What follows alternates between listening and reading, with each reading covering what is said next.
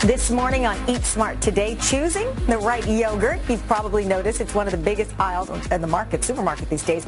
Dozens and dozens of options. Registered dietitian Frances Largeman-Roth is a contributor to Cooking Light magazine, and she's here with us. Good to see you. Good to see you, Tamara. I was stunned by the number, $7 billion industry, and I don't know why I was surprised, because to the point the supermarket line, or the aisle is packed. It has exploded since 2000. Yogurt has just gone crazy. So more of us are eating it, and there are a ton of more options. All right, so let's look at some of the options so we can make the best ones. Artisanal, that falls in the... Yes. What is that? What does that mean? Artisanal, it's locally made. They usually use grass-fed cows, milk from grass-fed cows, and you only can buy it regionally. This one is from Vermont. There's one in Atlanta that we love at Cooking Light called Atlanta Fresh. But again, you know, you're only going to find it in your local market. It is a bit more expensive, but good for supporting local agriculture. Very nice. Non-dairy yogurt. This is exploding because so many people are going vegan. So the first one to come out was soy, and now a lot of people are avoiding soy. So now you have coconut milk. This is one right there. Can I try this? This is the coconut milk? Coconut milk yogurt.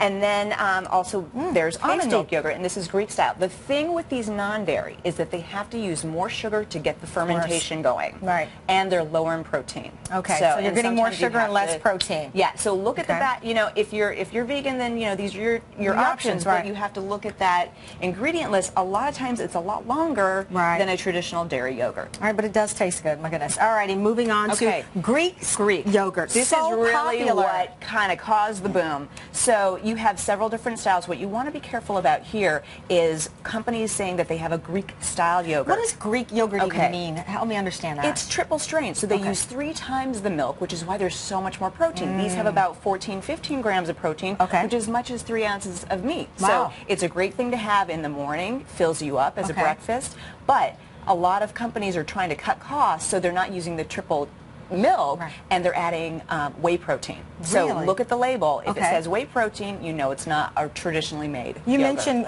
yogurt for breakfast. That's the traditional time, but can you have it as a snack as well? Does it matter? Absolutely, absolutely. And a lot of companies are now making smaller containers for snacking specifically. If you're having it for breakfast, about 200 calories, no more than 4 grams saturated fat. For a snack, about half that. Perfect. Got it in my head. All right, moving on. Kefir. Okay, so we've got our beautiful selection of kefir here. This is cultured milk. Okay. So it's thinner here. If you want to try it. Kefir. All right. And this is great for making smoothies because it's already so liquidy and smooth. Now the thing with this is that you're not going to get as much protein in it. What are we talking protein-wise? And it can tend to have about 7 grams per serving, and it can tend to have a bit more sweetener in it. So go for the plain, add your own fruit.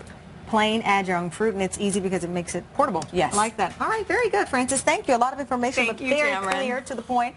We'll be back in a moment. This is Today on NBC. That's good. Good advice.